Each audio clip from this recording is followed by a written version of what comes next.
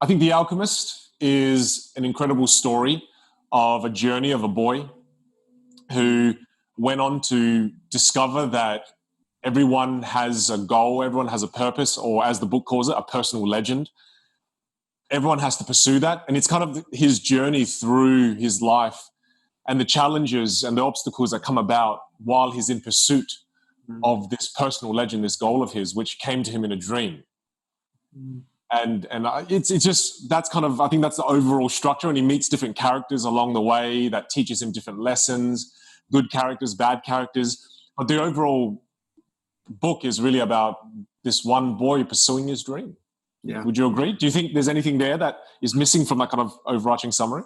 No, I think you've nailed it. Like that hits it on the head, right? If you look at the hero's journey and the arc, that's what really stands out for me in this one. And I think that whole concept of him, wanting to adventure, to find his treasure, to go on that quest. You've nailed it with that summary for sure. Well, I'll start then. The first thing that really stood out to me was when Santiago, the main character, he was looking after his sheep. And the reason he wanted to look after sheep and become a shepherd was because he wanted to travel. He loved the idea of traveling and being kind of a nomad and being free. And then he had the realization that his sheep weren't helping him become a better person, that his sheep were so easily satisfied by, if you just give them food and water every day, they're happy. Yeah. They're in a state of contentment. And he was kind of afraid of becoming a sheep. Yeah. Did you have any thoughts on that? On the sheep? I think so. I think there's two components with the sheep that stands out, because the sheep represent security and certainty. But remember, like, even in the beginning, how his dad wanted him to be a priest, right? So the sheep also, it's got that paradox where the sheep are kind of like, that was his version of escaping and breaking his mold. Yeah. Versus it's also then became kind of his regular day-to-day and his obligation, right? He had to look after the sheep, feed them, make sure that they're protected. He couldn't lose it, that this value. But in a way, the sheep was he freed himself of that default path his dad created for him. And the sheep at one point was actually like a dream. Yeah, it was a dream. Yeah. But I never thought about like how you saw it, that the sheep actually symbolizes him actually becoming a sheep as well, which is equally true. Because I skipped the step. I glossed over the fact that, his dad did have a predetermined path for him. Yeah. But that's crazy. That means at one point the sheep was a dream, but then it no longer was a dream. I think that speaks to one of the core lessons in this book, is that your personal legend continues to evolve. It's never the same thing. And the book has this consistent encouragement of you should continue to pursue your personal legend and reach it, because then it evolves and then it will take you on a different journey. So that's kind of, you don't realize that reading the book at the start, but in talking about it now, it makes sense. Is that, that's interesting. And that bit really, when I was reading that bit, rereading it for this, it reminded me of you when you share the story of accounting to magic to then speaking. Like that whole journey of like, did magic become the sheep? And does it symbolize that because you broke out of the traditional set? Well, metaphorically, what this means is that no matter what goal you're pursuing, that goal will eventually become the sheep. It eventually will be, because again, anything that you spend too long doing, and I think for me, the big thing that I realize is that the moment I try to monetize something and the moment I try to commercialize something with such intensity, I speed up the speed at which it becomes sheep. Yep. Yeah. Does that make sense? Like 100%. That's for me. I've learned that. That's why, when we're doing this and I want to do this more seriously moving forward, I don't really want to intensely try to focus on how to monetize it. I think now the ad for the Alchemist comes in. It's like, now we're going to Paulo Coelho here. Amazon hotels you should stay at. No. But that's an interesting insight, right? Yeah. Is that I love that line, is that everything eventually becomes sheep. And then it's kind of, it's kind of like another alternate word for shit. But I think it always gradually becomes that way if you don't keep evolving, if you don't allow your personal legend to grow and to develop and to evolve. Yeah, 100%. I think you've hit that on the head. You speak to everyone that ends up pursuing even if you are lucky enough to pursue your passion. Yeah. It's crazy once it becomes a job, how quickly that doesn't have that purity or the creative expression that it does at the start when you're kind of learning it and call it commercialized. Or I think as soon as it's got some obligation, right? Like as soon as he's got a flock of sheep that are his livelihood, that he's got to look after, it changes the flavor of what the sheep represent. But then, it's that yin and yang of it. And I think there's another layer here. I think another layer here is that when you have escaped a job that you don't like into a job that you love, and then you discover that you no longer really love it because of whatever reason, because maybe you try to commercialize it too much, maybe because you're doing too much of it and it's become monotonous after a certain time. Then there's also a component where because you're already doing what you love, and if other people are perceiving that you're doing what you love, you're afraid to complain because you feel like a bit of a jerk. And I definitely can feel that. It's like I know so many people who want to become a keynote speaker and speaking. And then anytime I want to say that, I don't want to do it anymore. I feel like I no longer feel drawn to it. I no longer feel like I love it. It's really hard to say that out loud because I know so many people want it. Yeah. So I think you've got to be really careful about just those external factors. 100%. And I don't know if this is the right time to bring it in, but there's that quote where in the book it says, everyone seems to have a clear idea of how other people should lead their lives, but none about his or her own. But that's so true. We do it. I do it. Yeah. I try to give advice all the time. And I think the more we try to give other people advice, the less time we're spending on trying to gain clarity. It's hard to describe. I think when we're trying to give other people advice, it means that we're putting value on the external as opposed to the internal. We're trying to change the outside world around us to have an internal change within us. Right? And I think the sooner we realize, and there's another quote from the book that says this, the sooner we realize that we have no control of the external, the only control we have is the internal, and as you change the internal, it has an impact on the external. Yep.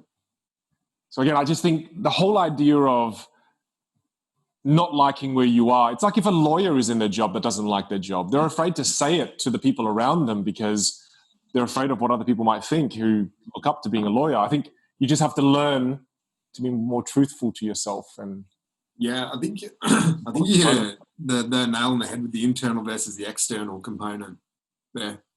Because if you're giving somebody advice, but they're only looking at the external, but the internal's not ready, it can't work. They're mutually exclusive, right? Like if you're sitting there and you're speaking to a potential speaker who's only done one keynote but wants to become you can give them all the advice in the world, but it's not ready yet. Internally, they haven't built all the muscles or they call it the capital or the effort, right? And the book hits on this so well.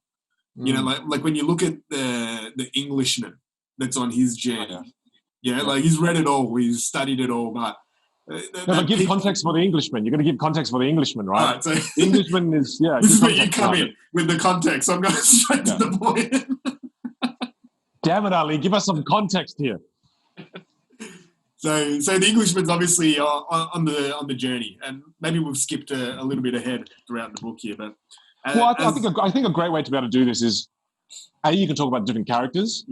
B, we can talk about different quotes.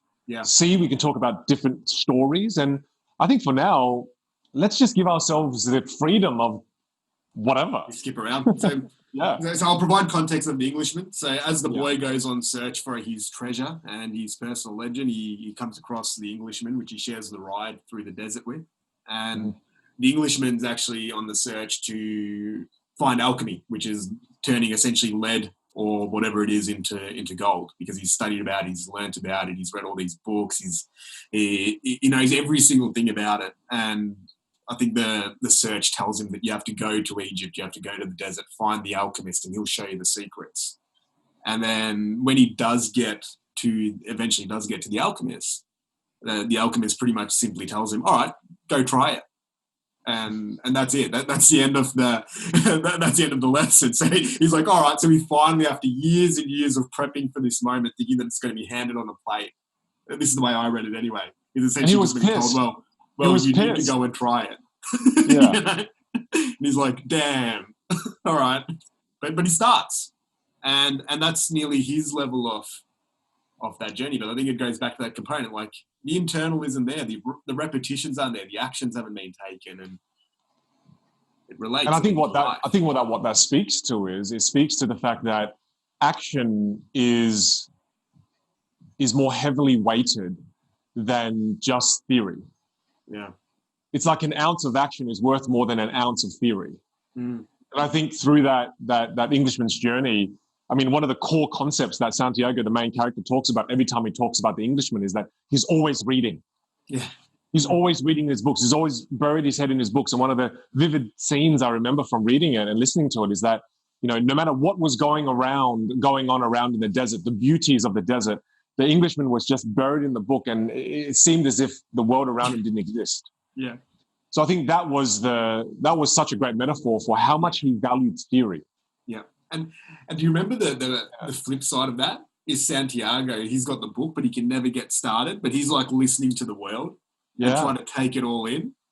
But it's an interesting, paradox on it. On the other side of how they're both kind of on the same journey. One's doing it through the collection of knowledge, and then the other one's kind of just like, oh, I'm just going to go with the flow, take it all in, try a few things. It's like action versus knowledge, and maybe the molding of it. I don't know. But it's the thing where too much of anything is bad, right? It's like every time we chat about anything, we always come back to one thing, and we always say it's the middle. It's the middle. It's the paradox. It's the middle. It's always the middle. It's never black and white. Is it action or is it theory? And it's kind of, well, why can't it be both? Yeah. And I think it's just really about ensuring that it's like a seesaw, right? It's just don't let it all be action, mindless action. You've got to make sure there's theory to balance it out. And it's just, life is this consistent balance of having enough theory so that the actions we take are educated actions, not just kind of mindless without any kind of strategy whatsoever, right? Yeah. That's cool. Yeah, that's a really interesting concept. I forgot that Santiago represented the opposite of that in the desert. He just couldn't even start reading. Yeah.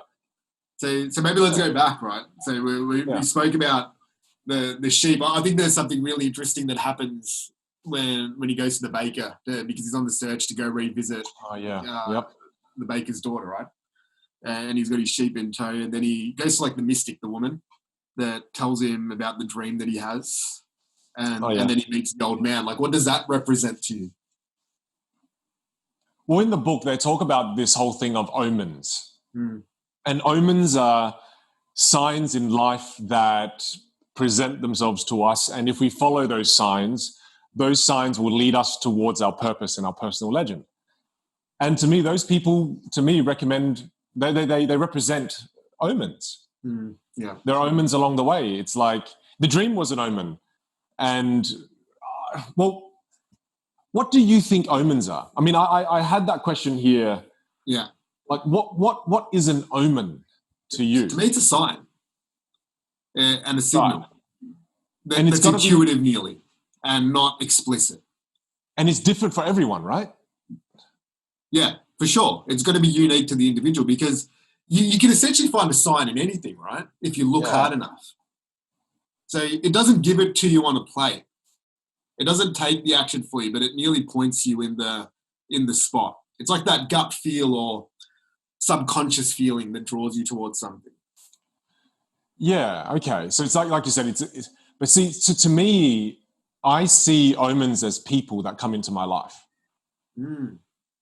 Right? I see it as, I see it as, it's, how some people say, the God above or whatever, give me a sign, and then something happens. Yeah. But to me, I see omens in terms of people. Mm. In terms of the people that walk into my life that actually get my attention and then I feel connected to them. There's lots of people that come and go through my life that I don't feel connected with, and then to me that's not an omen. But to me, it's like, for example, one of the people get into my life. I see it as, that's like a sign that this connection, that's the baker that I will meet, that's the fortune teller that I will meet, that will lead me towards something greater, that will get me closer to my personal legend. 100%. That's why I asked you, because for me, it's kind of people are the omens in my life. Yeah, see, to me, it's both. It's people, but it can also be events. It can be feelings. It can be the coronavirus. Yeah, wide variety of that's a global of events that take place. Because I think you're right. I think the people are usually the biggest ones. If I look at the biggest omens, if I was going to define it like that, I'd have to say it's people, right? But then it can also be like, there can be an omen in like missing a flight and then something happening and changing the path, or coronavirus happening and changing the path, or a book falling on your foot, and changing your reading it. Whatever that is, that can also be then. To me, it's like those mysterious things that kind of happen that you can't logically really explain, but have some sort of real impact on what takes place. Because I'm part magician, to me, I also am very wary of superstition. That's hilarious. And because I'm Asian too, man, in the Asian culture, it's bloody filled with superstitions. And I've seen omens or superstitions, maybe the negative version of that. I've seen superstition ruin lives. Yeah. I've seen it cause people to financially put themselves into completely screwed up situations, because I now have to buy this stone that costs $15,000, put it in front of my house, and that's going to bring me wealth. Yeah. You just lost wealth because you bought that stone, right? So to me, that's why when I see people as omens, but to me, I'm afraid, I think, to see the more granular things that can happen in life as omens, because my life growing up, to me, those were superstitions. But you know what I mean? Is there a difference between gimmick and those that are like internally driven? Because I agree, right? Like if I go to a fortune teller, I'm probably not going to look at that as an omen. I'm like, you're trying to get cash off me because this is your job. And maybe there is some people will see it. Yeah. Because I'm so logical. To me, it's nearly the flip side, because I'm like the opposite of superstitious. That I like that there is some of that magic nearly, it's nearly the opposite side of how you are with it. Whereas you're like, I've seen so much of it going that other way. With me being that logical side, I'm like, I'm so much at this camp. I need to. You need some superstition in your life. I need some superstition in my life. Otherwise, it's going to be way too black and white. Yeah. Well, I think there's a thing. There's something deeply embedded there in that. What's the difference between an omen and a superstition potentially, right? And this is kind of our naive version of this, and. Yeah. But I feel that it's an omen when you give a sign, a signal, a person, a random event, a coincidence, when you give it meaning. When you internally give it meaning without too much external influence, then true, that can be an omen for you. But when you're allowing cultural lessons that tie itself to an action, make sure, like feng shui, right? Some people who believe in feng shui, like, again, I don't know everything. It might be real. But to me, I kind of look at it and go, I don't know. Having where your door's positioned, I don't know. Because these are meanings that a culture has assigned to it. Yeah. Whereas I think an omen in its most purest form is something happens, and because of that something happening, because of the way it happened and the way the coincidental moment happened, it just formulated an internal meaning. Yeah. So I think you're bang on. Because internal versus external. It becomes, I think superstitions become dangerous, and even, like some sort of cultural, religious beliefs become dangerous when they're then used as the blame post. Yeah. For things not taking place. It's like, I didn't tie my shoes up that exact way. That's why I lost the game. Or my door wasn't in the right spot. That's why my family got sick.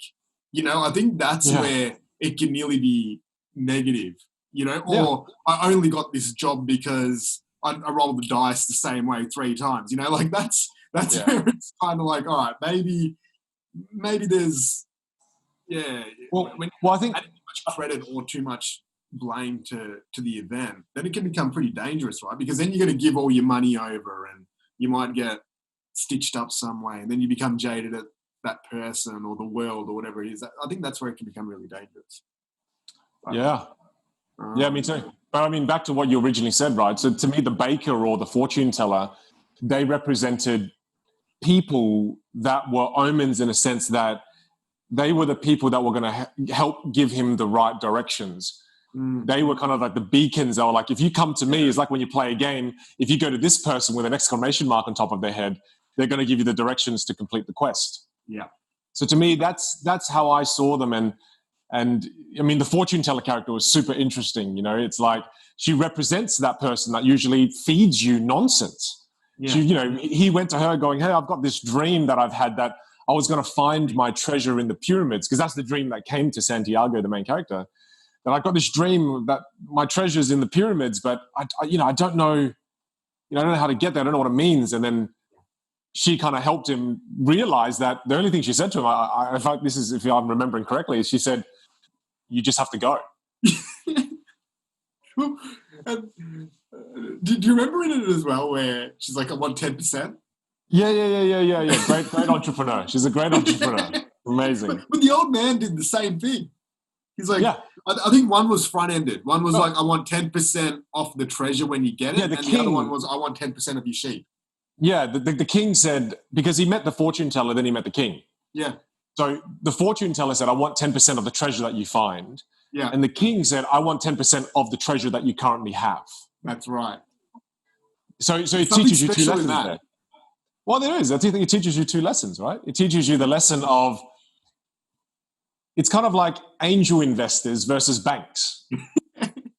Like an angel investor will say, look, I'll give you money now, but I want a percentage of what you have later. Yeah. You know, I'll give you something now. She gave the advice now for 10% of the rewards later. That's kind of like a VC, right? A venture capitalist. Whereas a bank is, I want a deposit now before I'll give you a loan. Yeah, bang on. So to me, it's learning that quick lesson of there'll be people who believe in your vision and your goal. And then there are people who will only look at who you are and what you are right now. So there's two kind of people. There's people who trust in your ability, and then there's people who trust in your vision. Yeah. Does that make sense? Yeah, 100%. And the other, to add to that element as well, is how interesting is it with his mindset? Like, he's gone and found these two people that trust in the ability and in the vision.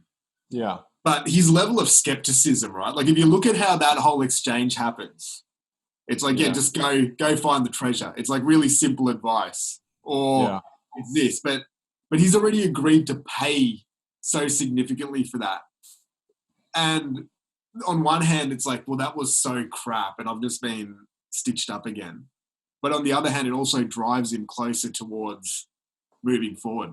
And I think to me, that really stood out, because so many people that I know, myself included, when we sit there and we weigh up some sort of educational type of experience or whatever it is, it's like, oh, no, I don't know if I want to take the risk to go and learn that, because I don't know whether I'm going to get a return on it. Whereas on the flip side, it's like, I've never gone and done anything like educational that I've gone and regretted and haven't found at least something, because it's internally driven. You can turn any conversation into an educational experience. And I think there was something really interesting in that component of it. Like, even if you go through the book, he's like, oh yeah, this old man's crazy. You know, he has no idea what he's talking about. This old woman that's told me this is nuts, you know, like, she's just taken 10% of my treasure and barely given me anything to go with.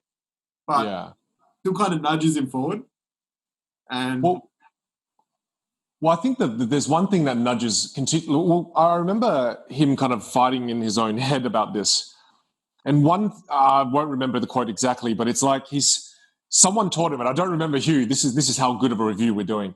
But someone said to him, if you stop listening to your heart's going to stop talking to you. Yeah, that's powerful. And I think he kept falling back to that. And I think it was the king that said that.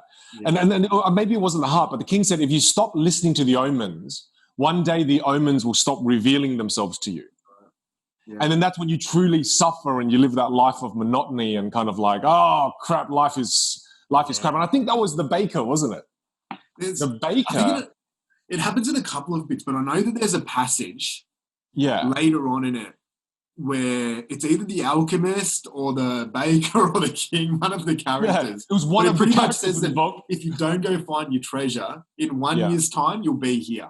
You know, you'll be happy with your sheep.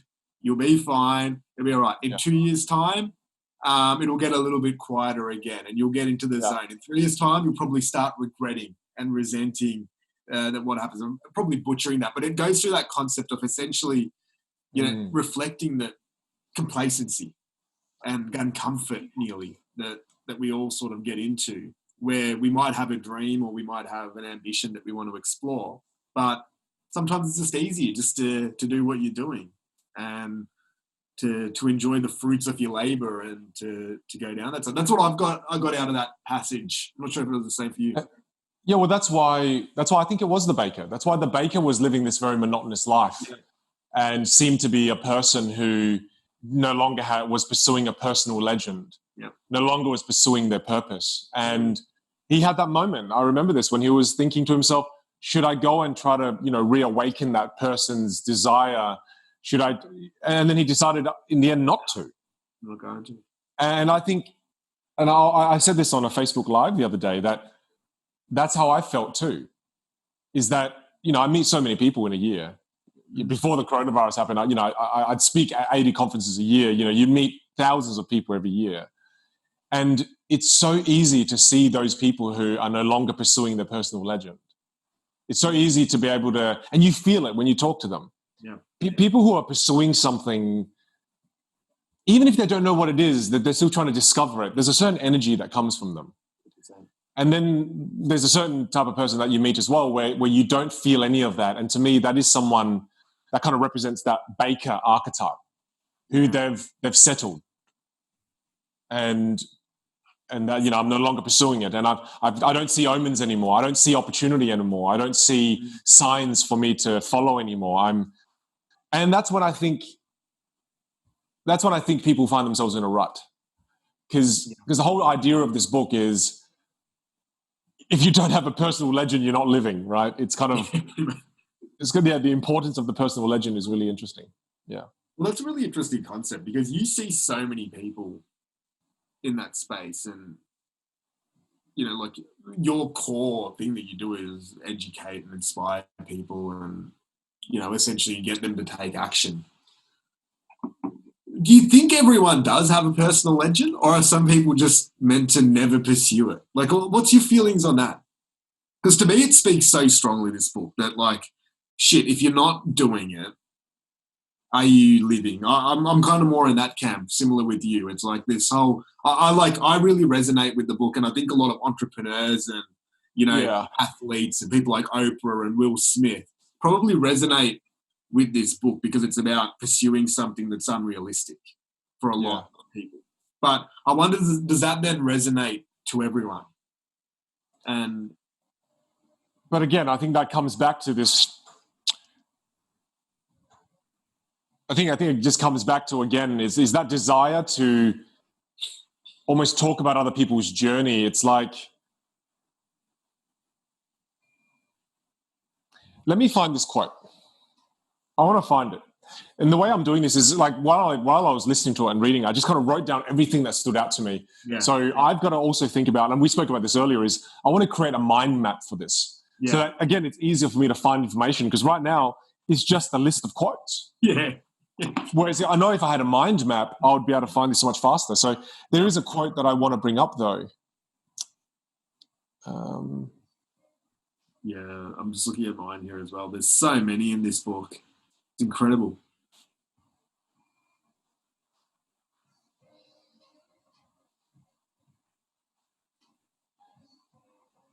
Like, there's just lessons and gold nuggets pretty much every few sentences. You could highlight. It's crazy. The entire book. That's why it's taken me so long to even look through this. It's insane how many there are. But again, it was along the lines of, Yeah, there you go. Anyone who interferes with the destiny of another will never discover his own. So Mm, anyone who interferes with the destiny of another will never discover his own. mm, And to me is that, again, we tend to, I think by nature, we're all very judgmental. It's why everyone has an opinion. It's like when you wanted to leave your kind of secure job with Monash University and pursue this hobby of a golf business, I'm sure lots of people had opinions about that. yeah. And I think everyone does have a personal legend, is that we just spend too much of our time interfering with other people's personal legends, True. which causes us gradually to no longer look for the omens in our lives or the signals to be able to further the progress of us achieving our own personal legends, which then results in people seeming like they don't have a personal legend. Does that make sense? Yeah. And I think that's where the danger lies. The danger lies in being too obsessed with how other people are living, not obsessed enough about your own personal legend, and therefore creating the illusion at times that you don't have one. Yeah. And that's the people I see with no energy there. It's maybe they're spending too much of their own time telling other people what not to do. But the image that came to mind then was like a volcano. You know, it's like lying there dormant, but can't erupt because it's been suppressed. You know, either by doubt, fear, other people, self-belief, whatever it is. And I think that's maybe the other component. It's like it nearly needs to be unleashed, right? Like, because even if you look at this story, the whole concept is that even when you go and then pursue it, at every single point of pursuing it, there's going to be some roadblock that's going to happen. I think that's the other thing that really resonated, which is seems like essentially a universal law that as soon as you try to do something new or change it, it's either going to be something telling you can't do it, failing, Zoom not working, well, whatever it is. You know, there's going to be something there, but that real underlying lesson of if you truly are pursuing it, and maybe everyone is in their own way, is that they'll have that different threshold of being able to then overcome the hurdles to then also continue to. Well, everyone is pursuing their personal legend at a different rate of progression. Yeah. And for some people, it's such a slow rate of progression, it almost seems like it's stagnant. And then for some people, it's actually going backwards. They're moving further and further away from the personal legend. And I think in talking about it for the last 10 minutes, I am more on the side of that everyone does have a personal legend. Yeah. Not necessarily saying it to be inspirational or anything, but more so just that believing that is what gives me meaning in this life. Yeah. Believing in that is what's going to make me an effective teacher and an effective person in society. If I adopt the belief that, there are some people who don't have a destiny, and which there's a direct quote to this, and that the quote here says, to realize your own destiny is a person's only obligation. That is a freaking huge statement for the book to make, because it's saying that for you to achieve your dreams is your only obligation in this life. Yeah. And I think some people who might be hearing this, is that they're thinking, well, no, I've got obligations like my kids, my wife, my community, my country. What are your thoughts on that? Yeah, 100% agree.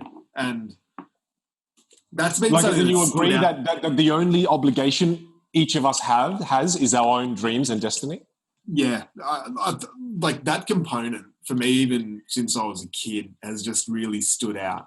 Is that I think for us to be the best versions of ourselves for other people, I fundamentally believe we have to be the best versions of ourselves for ourselves. Yeah. And I think that, but there are so many risks and like the price to pay to then find that is huge. And you can nearly lose everything on that journey as well to then pursue that, if that makes sense. So if I look at, my journey, like for me to pursue, call it my sort of personal legend, I've had to probably negatively impact a lot of people along the way for that to happen. But then it's always been in the on the flip side is that hopefully in that pursuit, at some point it will balance, or it does balance along the way for those that are aligned with it, that then also benefit from it. Does that make sense? Yeah, it does. But I think in viewing that we had to negatively impact people puts a negative spin on it, right? And it may truly actually have been negative. But I want to explore that because I think that's really interesting, right? Because as long as you think it's negative, you're going to resist doing it, especially if you're trying to be a good person, right? Yeah, yeah. But I feel like, again, if I take the example for me in my life, I've had removed friends from my life for me to be on the journey that I'm on. And to me, the removal of friendships and the ending of friendships, I now look back at it in hindsight, is that we saved each other from stopping one another, from achieving our own personal legends. Yeah. That the ending of that friendship was a positive for all of us. And it was a net positive reaction for the entire environment. Yeah. So in a sense, the action itself may have been perceived as being bad, but the outcome of it, to me, is a net positive. Yeah, that's a really good point. It's a good call. Yeah, I think I think there's so much truth in that, because this is the other side as well. Maybe there is no negative to pursuing your personal legend, because say if you go by the book, right, and if that's your only obligation, do we maybe put too much weight on positive and negative? Like it's more about just what is just is. Yeah, it just is what it is, right? Like, because what is negative or positive? You know, like how do you subjectively do that? It's so subjective. It's so subjective because one person will view something as positive and someone will view it as a negative. It's like tasting food, man. Yeah. It's like someone likes durians and some people think it smells like dirty socks. I love it. It's so good. But you're right, because that's the thing as well. I think this happens in relationships a lot, where, you know, in marriages and in couples, where you got to compromise for it to work. But I think in some relationships, there's nearly an over compromisation where the individuals lose themselves, and that also has a negative impact. You know, like so it'll be like, oh, to save my marriage, I had to completely change who I was to do these things, and I couldn't be myself, which satisfied some things in the short term, but it might not fix everything in the long term. Whereas somebody else will go the other way and be like, all right, for me to be the best person I could in my marriage, I had to just completely go nuts, and, you know, I had to travel to Mexico for 19 months, and then I came back, and, you know, it might be, and again, going back to the whole concept of going back to the middle, but at what, like, say the personal legend component, and this is the real interesting component thing in my head, is like, how far do you go in your pursuit of the personal legend? The book has a great example. Yeah. The book, Santiago meets Fatima, right? Yeah. Who is this love of his life that he met in the middle of the desert as he was on his journey to try to find his personal legend of the treasures in the pyramids. And on his journey, they stopped at an oasis and he met this beautiful girl named Fatima. And he just fell madly in love with her. He was at this oasis for months because there was a war going on between tribes and they had to stay in this oasis because the oasis was this neutral zone. And he would wait every day at this kind of river or lake or whatever it was in the desert, every day for her to just speak to her for 15 minutes. And he just fell madly in love with her. And the interaction was very simple in that he thought, you know what? I think I've already discovered the biggest treasure of my life, which is love. Yeah. And it talks through, oh, love is everything. Maybe I should sacrifice my personal legend and give it up. And he actually proposed to Fatima, saying that I'll give this up and I'll stay here and I'll love you and I'll be with you. And then she said the most beautiful thing to him. And again, this is terrible paraphrasing. but she says something like, true love never keeps someone from their personal legend. Yeah. If it keeps you from your personal legend, it's not true love. Bang on. That's cool. And she painted this picture for him. She says, sure, we can get married. You can give up your personal legend. And you're a capable person. You'll be in this oasis. You'll become one of the leaders here. And one day you'll sit here and you'll regret. you regret not of having pursued that personal legend of yours. Yeah. And I just went, holy crap, is this realistic? Like what person would say that? And then so I reflected on my own wife, Pei Wen, and I went, wow, Pei Wen allowed me to pursue my personal legend. And even in me saying that, I used the word allow, right? Yeah. Really, we shouldn't be using that because it's our own right. Yeah. And I reflected on Chantel, I reflected on your wife as well. I'm like, well, you're pursuing your personal legend. But I know so many people who their partners disagree with them pursuing their personal legend. Mm. And the primary reason for that generally is because of financial stability. Yeah. But I mean, this is such a fairy tale, and I do feel like we're both living a little bit of a fairy tale in that sense because we have partners who really encourage us to pursue our dreams. But I don't think this is the reality for a lot of people. Yeah. Well but that's such a harsh statement. It's such a harsh statement. It's such a harsh statement in saying that if someone doesn't allow you to pursue your dreams, it's not true love. Like that is harsh, man. That is harsh, right? But did you genuinely ask for permission? Yeah, no, I didn't. Yeah, like because I think there's a difference between being allowed and then support, right? Yeah, that's true. I kind of jumped off the cliff and it was like, help me! Hey, we're jumping. Yeah, it's like hey, we're jumping. And help me! Oh my God, did you bring rope? And thank goodness you brought rope. But you're right. That's a good point. because I know for a fact if I was going to Chantel just with the proposal of, here's what I'm thinking. As it is, all the details. Are you on board? But look, I mean, right. But I just got a terrible feeling while we were laughing, right? And the terrible feeling I got was in us pursuing our personal legend, have we denied our partners in pursuing theirs, right? Because the resources that it takes to be able to pursue a personal legend is really overwhelming. Mm. Yeah. Which brings us back to the question, right? Does everyone have a personal legend? And have we been greedy in pursuing our own personal legend to the point where we've used up so much of the resources that our partners have not been able to pursue their personal legend? I'd love to hear your perspective of this, and then I can share mine as well. Yeah, like it's a huge question. It goes back to what I was saying before, right? Like in that pursuit, what are the costs that then happen? But then on the flip side though as well, like there's two sides of the personal legend as well in my head.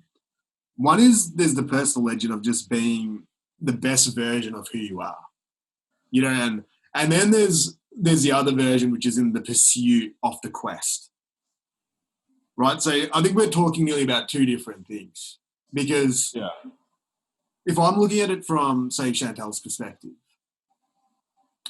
maybe there's been sacrifices in pursuing the quest, but just seeing her as an individual, I'd say that pursuing the personal legend of who she had to be and who she had to become, I would say that's ticked off, you know, like and then it goes back to alignment and values and all those things. But like, I would say that it's there. It doesn't feel like there's a conflict, you know, or resentment or regret, you know, and maybe I'll have to get her on the show to ask it. It's really hard to. I regret everything. Yeah, I regret everything. We're just like, Pei Wen loves it. It's been the best thing that's ever happened because she's not in the room right now. It might be complete concept.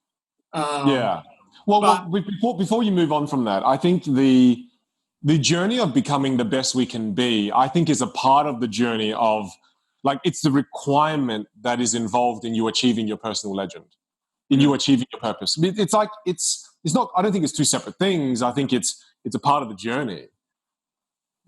The people you meet, the choices you make you a better person, hopefully, so that you become the right person to be able to see the right signals, to be able to move towards the right direction, to get the right progress. So I think all of that is a part of it. Yeah.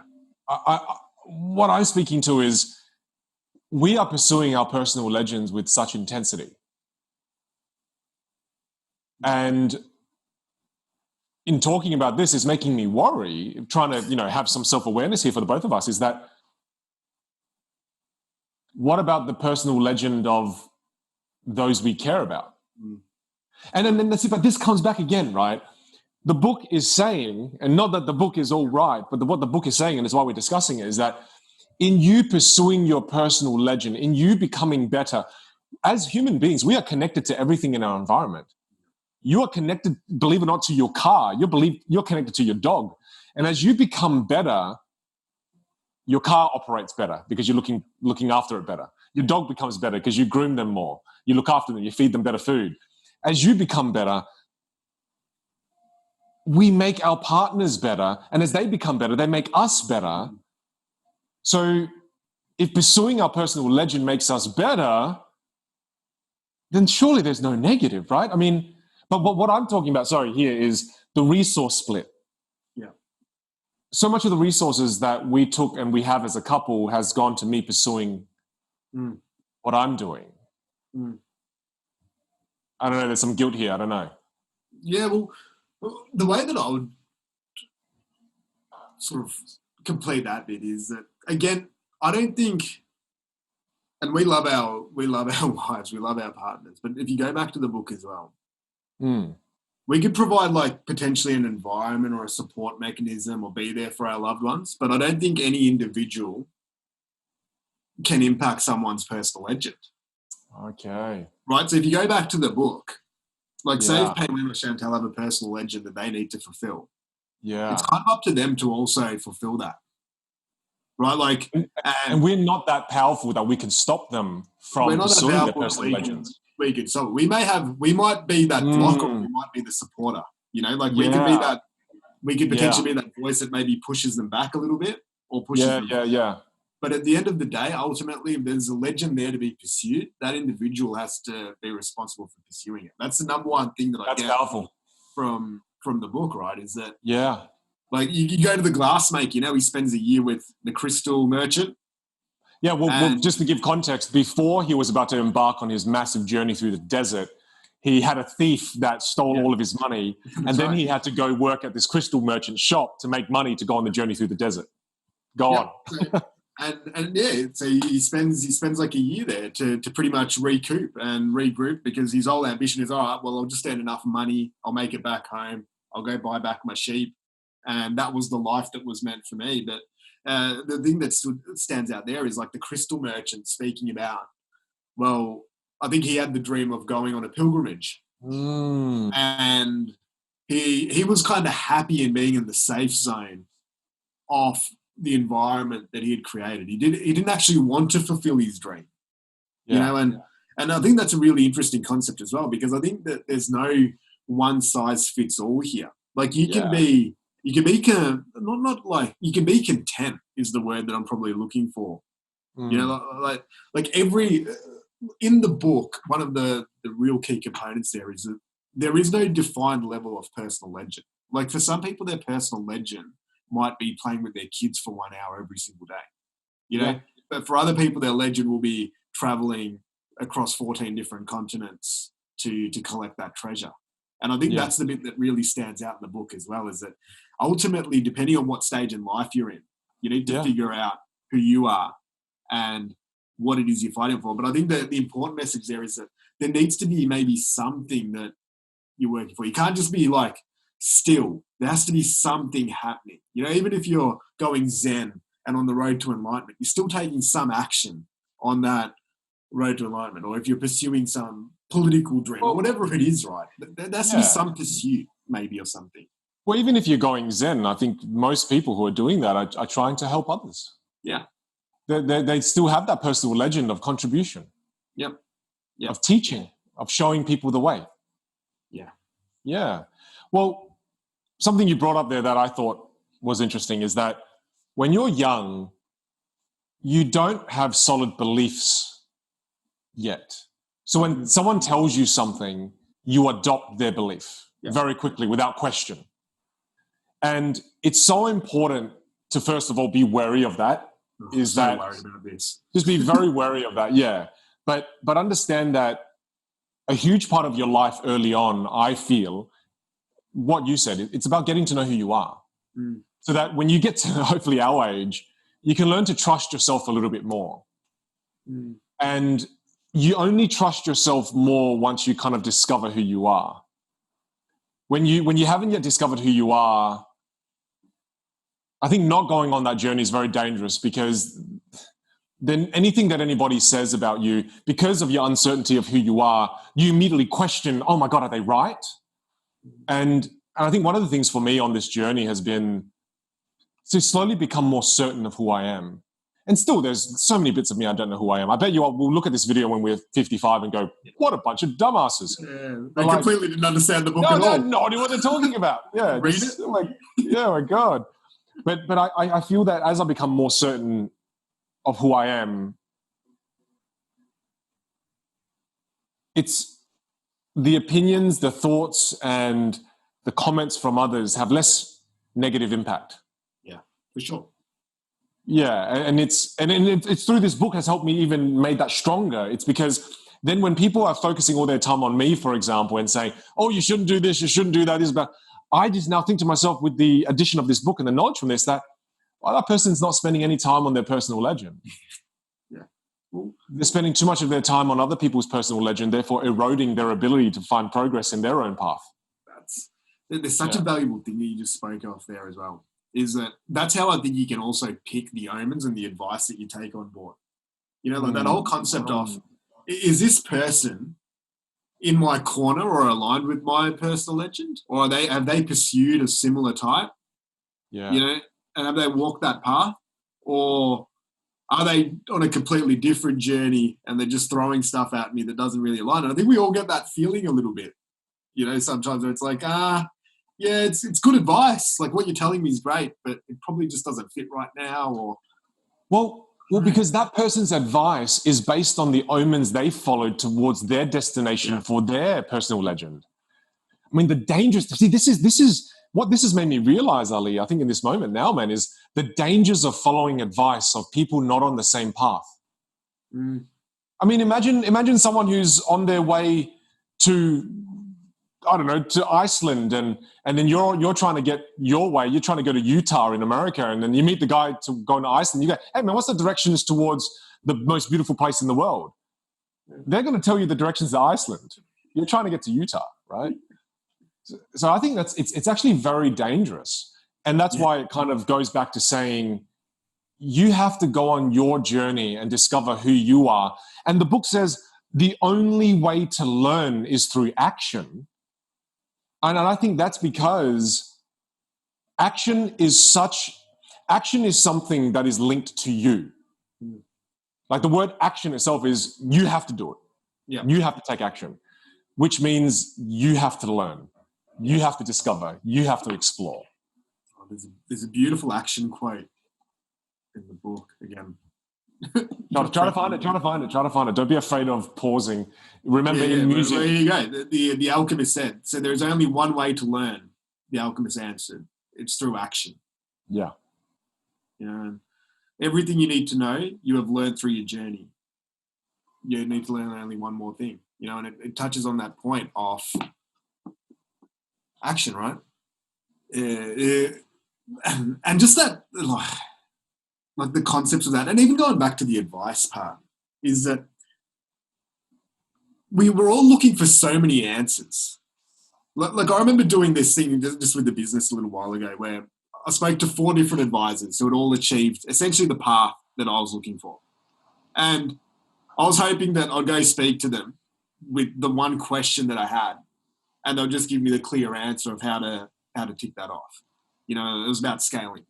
And as long and behold, 4 completely different answers to get the exact same endpoint. Wow. You know, like, one's like blah, blah, blah, international expansion. Other is like more verticals. Another one is like partnerships, you know, like strategic partnership. The other's like sell, you know, and it's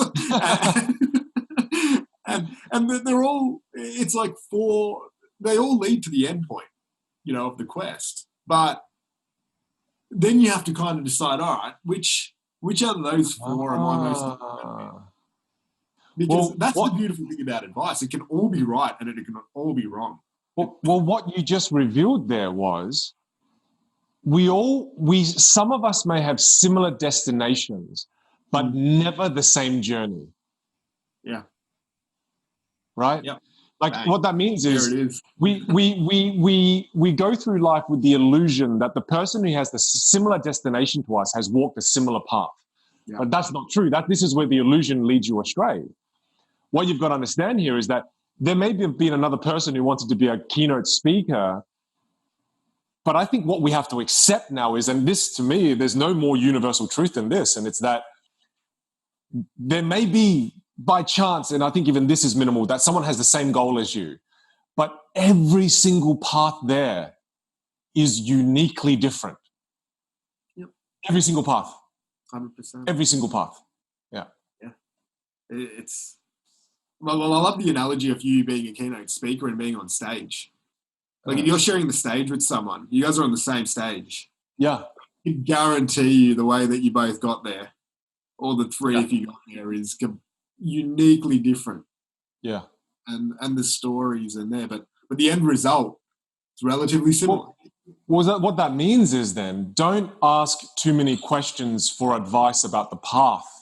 Yeah. Right? Because I think if you ask for the exact advice about the path, well, I'm trying to understand what this lesson means then, right? Because there's still good reason to ask for advice on the path, but it's just don't try to walk their exact path. Don't think in your mind, I'm going to talk to this successful person, find out exactly what they did in their life, and I'm going to do exactly the same thing. Yeah. It's not going to work. They have a different set of skills to you. They have a different lens on that can have more sensitivity to different omens along the way. It's different. I think it's more about, I don't know. What would you ask then? I mean, think about this. Think about it this way. If we now kind of understand that, and again, this may be completely wrong, but if destinations may be similar, but the path is always different, how would you have changed what you asked these 4 different people? No, I wouldn't have. How could you? You wouldn't have? No, because it was all valuable. Because the real lesson was the end result of asking the 4 people. Right. Yeah, because it pretty much told me it's like, well, there's 2 sides of it, right? Because I got all the knowledge of their 4 different viewpoints that I could then assess and analyze and take the best bits out of each of theirs. So straight away it worked. Whereas the only difference was I was hoping the easy way would have been that I'd have asked these 4 people who had walked a similar path to give me the exact same answer. You know, What they did was they gave me 4 correct answers. Your desire for pattern recognition. Right? Yeah. So it was more around, and it showed me 2 really valuable lessons there. And from their advice is that I got 4 frameworks that I could follow or emulate. But it also showed me that on this journey, I can also do it a few different ways. There isn't just one direct linear route to get to that endpoint. Well, you talked to 4 people. Yeah, well, you talked to 4 people. They showed you 4 different paths. You learned from that and you crafted a 5th. And right? you get the 5th, right? And that's the whole thing about emulation and learning. You know, so if you look at it, you can never follow the path exactly. You can't, even if you want to. But you have to add your own flavor to add that new thing. Otherwise, it's not creative. You're not pursuing that. You're just copying someone's thing word for word or exactly, which it can work like basketball analogy. I know you're not big into sports. There's Kobe Bryant, Michael Jordan. Kobe Bryant based his whole career on Michael Jordan, right? And he ended up getting similar results. He's always in the conversation as one of the greatest of all time. But Kobe Bryant added his own flavor as well. You know, like he's still got his unique standpoint of how he went about his craft. Well, copying implies that you learn nothing. You're not learning. You're just imitating. I think the whole thing behind learning is it has to be an action that is internally driven by you, that is in a way, it's you exploring in a way. No exploration means no new actions mean no new learnings, right? I mean, if you're copying someone, you already know the outcome they achieved. So if you copy, you get the same outcome. There's no learning that has been accomplished. Yep. And I think that learning component is pretty important. And just before we leave that love component, yeah, you know, I think I love the idea that no one can hold anyone back, really, from achieving their personal legend. Because if that is true, it truly does free me from that little sense of guilt that I'm holding other people back, right? Yeah. And I want to talk to that a bit more. I wonder if you have any more thoughts on that. Yeah, like... Because here, okay, sorry, I asked for your thoughts and I'm talking already. But it's like, if you're with someone, those are relationships that don't work. Yeah. Because I've been with partners before where I wanted to pursue this career path in the world of magic. They didn't really approve of it, didn't really like it. But that's why we broke up. Because they had, I think the reason why I feel that small sense of guilt, and again, it just may be me trying to take too much credit for how much influence and power I have, but it's, I kind of think to myself that, oh, someone with a strong character will fight for their personal legend. But someone who loves you so much, does it sometimes cloud their mind and they give up their personal legend? Or maybe their personal legend is a part of loving you. You know, like it's, again, it's, but then the book says love doesn't interfere with personal legend, that they're two different things, right?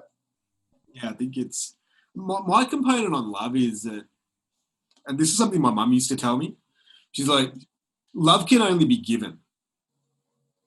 You know, and there's a concept in that, is that it's internally driven, right? Like so many of us are on this search of wanting to be loved. And we want love to be reciprocated, and we want it to be an equal balance and accounted for. Right.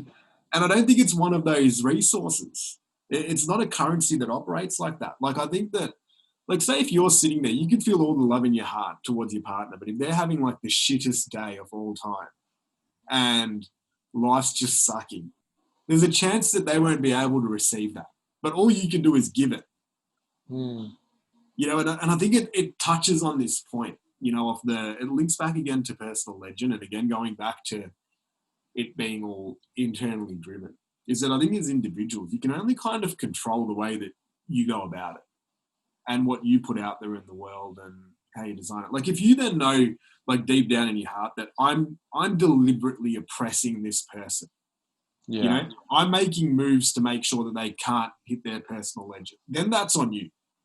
You know, like, if you're like, it's me or you and I'm picking me, then it's a different concept. But if it's something that kind of evolves or takes place and everyone's sort of doing their own thing that's driven internally and in alignment with who they are, they're not pretending to be something that they're not. I think that that's kind of the key to it, you know, with love. You know, and that's why when we look at the love we have for our kids, it's unconditional because of that. Because we know we can go and give all the love we want to our kids, and then they can do whatever the hell they want back to us, but it's not really going to change it. You know, like, it's that same thing. And then if you find that in other aspects and other relationships, it becomes, to me, a really pure manifestation of that love. Because then it's not based on, again, because the guilt's the external manifestation of feeling that you're not taking the actions or being the person you need to be. Which is the other it's a good point. Maybe. I don't know. It's complex. No, I think that's a really good point. It's that it's I don't know. No, it's me kind of projecting on others, right? It's that you're absolutely right. I think it's me projecting onto other people. That guilt comes from the projection of what and how others should live. Yeah, it's just a concept I've been thinking about lots, and maybe I'm more on that, like, not harsher side, but more binary side of it. But I just feel that, like, to be the best person, I just believe this, to be the best person for other people, you need to be the best version of yourself that you can at that time. Makes the most sense. Like, well, it's the only way I could do it without it, like, screwing with my head. And because I know when I've tried doing it the other way, where I've tried to adapt and change, or, you know, like, you pretend to play a different role, it's not sustainable. It doesn't seem to work. Like, it seems like it's got more of a superficial impact rather than when you go back to purity or whatever you want to call it. Like if you turned around and you're like, all right, hey, wait, I'm just going to stop being a keynote speaker. I'm going to grow a neck beard for the next 5 years. Can't even if I wanted to grow a beard. You can't do that even if you wanted to. That's why I went there.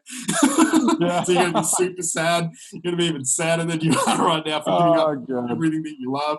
Like, my gut feel would be is that Pei Wen would ultimately end up not respecting you for that decision, and your value that you bring to your environment will also diminish quite significantly for making that compromise. That's my thoughts on it. Well, there's another quote from the book that's relevant, I think. And the quote is, sometimes there's just no way to hold back the river. That's a good one.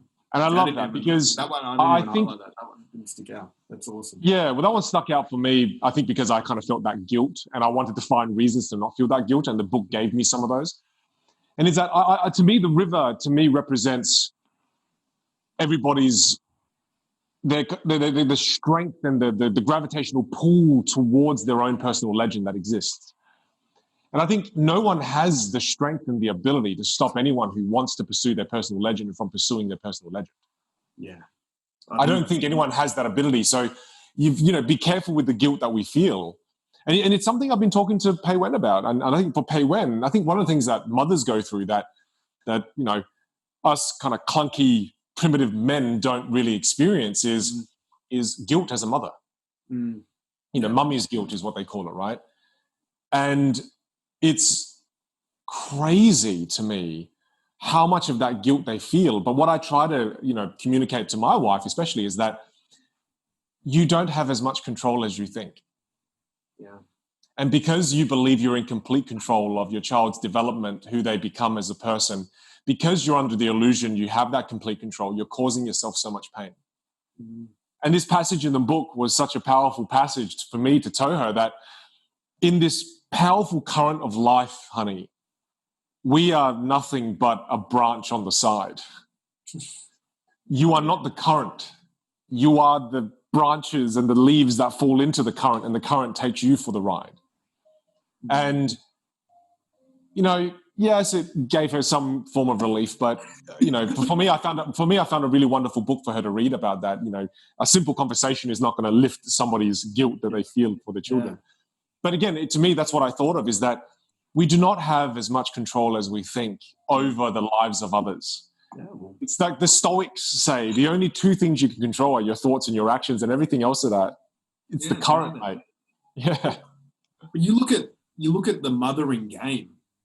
Yeah, it's so in the world today. It's so stacked. Two guys talking about the mother's game. That's hilarious, right? But you look at it. Like, I remember even when we were going through it with our two young ones, and like Shannon being a new mum, is that every single blog post, every single nurse, every single parent, every single advice, it's like, oh, you're doing it wrong. Don't do it like that.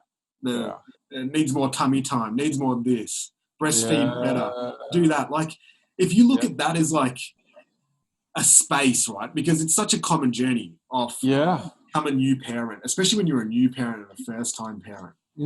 But there is the system, call it, isn't stacked in the favor of the new parent.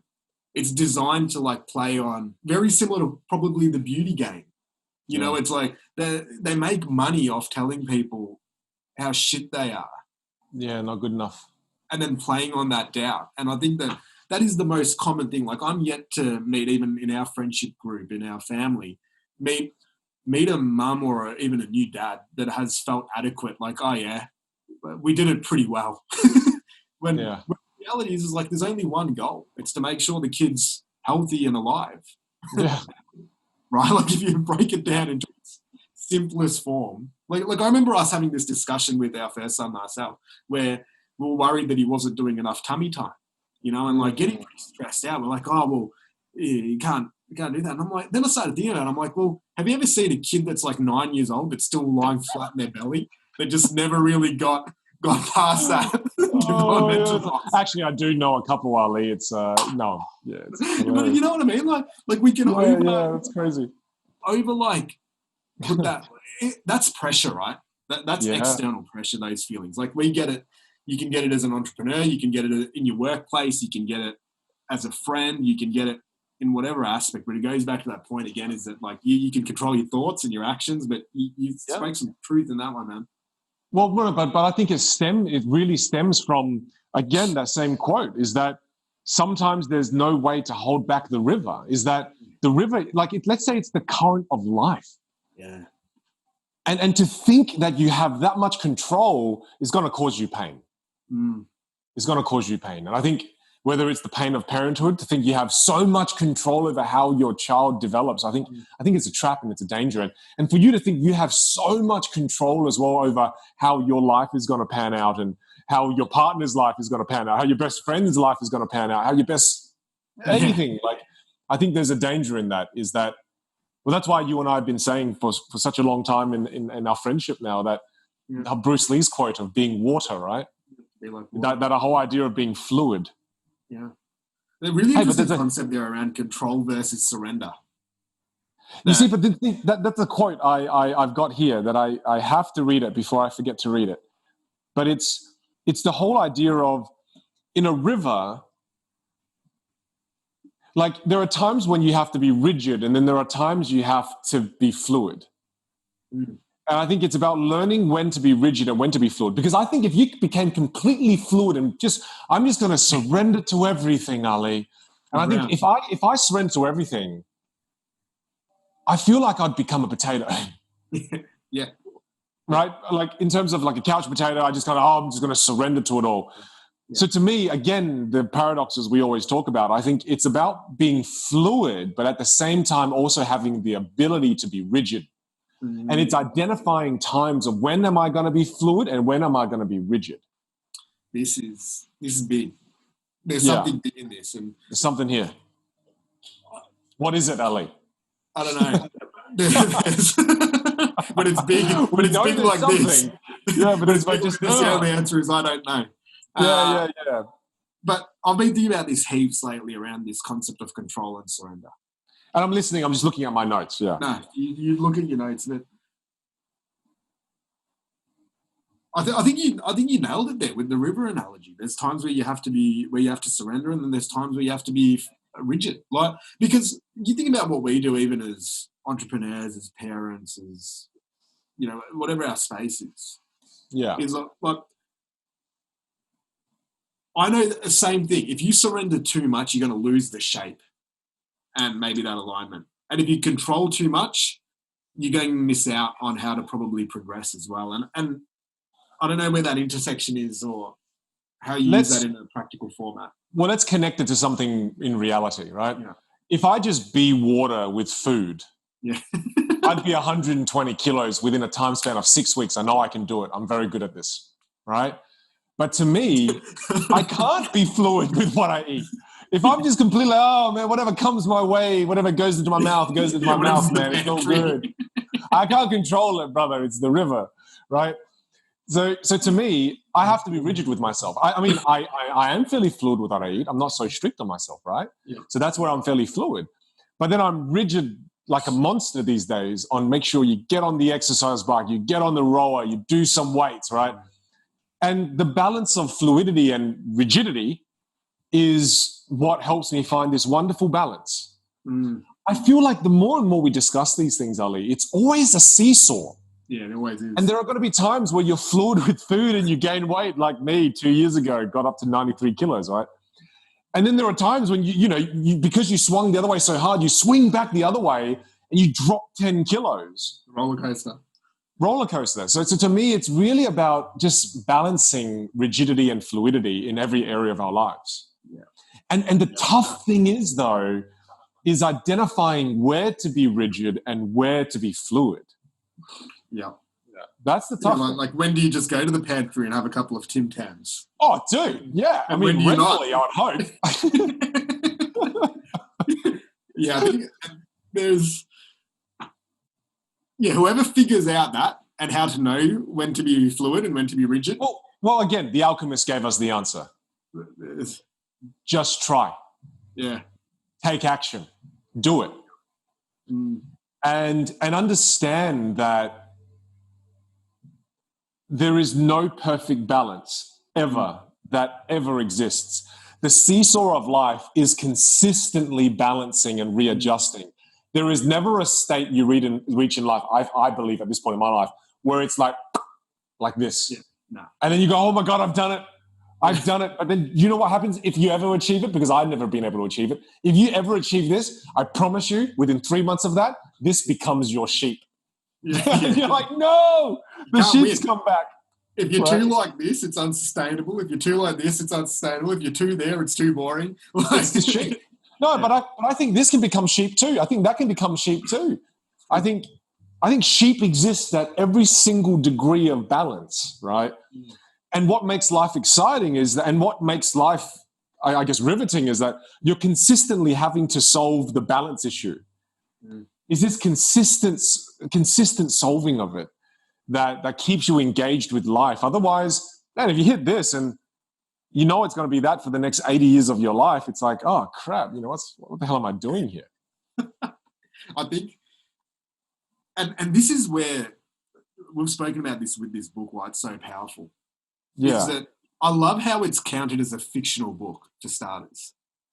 Like that's one of the funniest things to me. And then, yeah. And even as someone, like I count myself again, really logical, analytical. But there's so much truth in this book that even though it's living in that esoteric world, it seems super real. Like, for sure. Compare it to other fables and parables and religious texts and all of those things. It's like he's written this and just like it's mystical, but it's magical, but it's got like 0 levels of bullshit in it. Is probably what. It's so distilled. It's so distilled. Yeah. Every experience is so distilled that when you read it, every interaction you hear, the dialogue has been distilled to the most pure form of that experience in life, and you relate to your own life. I mean, I'll tell you one right now that I really related to. I mean, the biggest lesson I got from this, Ali, is that I've been the Englishman in my life. And the Englishman is the person, beyond just being obsessed with theory. That's not the part I connect with him. The part that I connect with the Englishman the most is that he has been living his entire life to achieve the goal of turning lead into gold. He lived his life only for the achievement of the dream. He didn't live his dream. He only tried to acquire the dream, not live the dream. And to me, that is such a huge difference in life, is that this whole time I've only been relentlessly pursuing this dream, but I've missed the point. Because I feel like the point of The Alchemist, such a huge point of this book, is the journey. Yeah. It's you live your dream. You live on the way to achieving your dream. Whereas I did not have that lens on my journey so far, man. And that's why I feel so tired. And that's why last year I felt so depleted, you know, and you had to fly from Melbourne to America to spend weeks with me to help me get out of that rut, right? You know, I'll never forget that, Ali. That was so special of you, brother. No, man. But like, I think the reason I got into that rut, when I achieved my dream, I was at the peak of my career, but I felt so shit because I forgot to live my dream and only became obsessed in acquiring it. Like that to me was like, oh man, such a powerful thing that I realized, because Santiago, he lives his dream, the discovery, the journey, the lessons, love and everything. Whereas the Englishman was just, didn't see anything in life that was passing him by.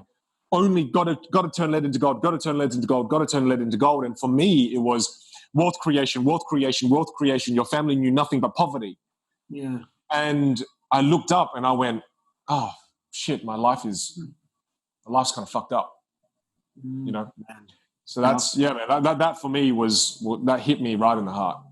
And just from knowing you over the last sort of, 5 years or so, it's interesting that's how you view your journey, because I would also view it as you're probably one of the closest people that I know that's actually living this book in terms of pursuing their personal legend as well. So it's that interesting again that paradox of how it would have felt internally, but Yeah. then how I've kind of watched as you've gone through that journey. And I think like, you know, it might have felt internally that it's so driven by the wealth and like your family upbringing and all of those things. But on the flip side, I also think that you've exhibited so many of the bits and pieces within this book in terms of how you went about it, right?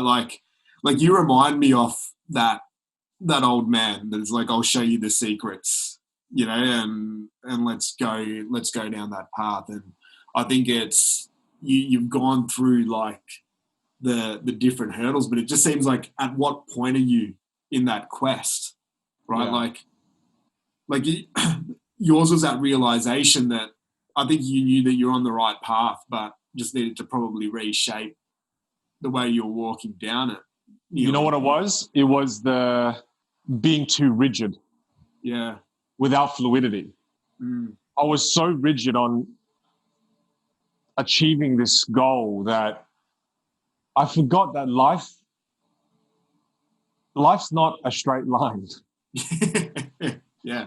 Life is crazy, man. Life is beyond crazy in terms of it's not even a sine wave. It's even more insane than that.